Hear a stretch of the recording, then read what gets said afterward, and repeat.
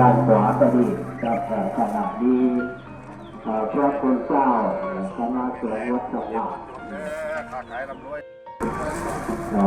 ประมาณ12 รูปเมื่อวานนี้ประชาสัมพันธ์ไว้9 รูปเพราะว่าจะมีพระคุณเจ้าก็เป็นหลวงตาเปียกจาก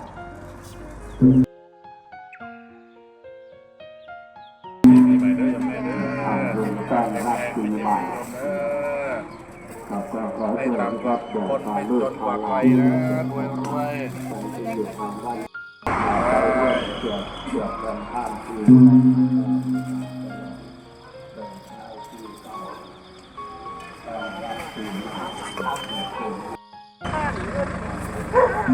ี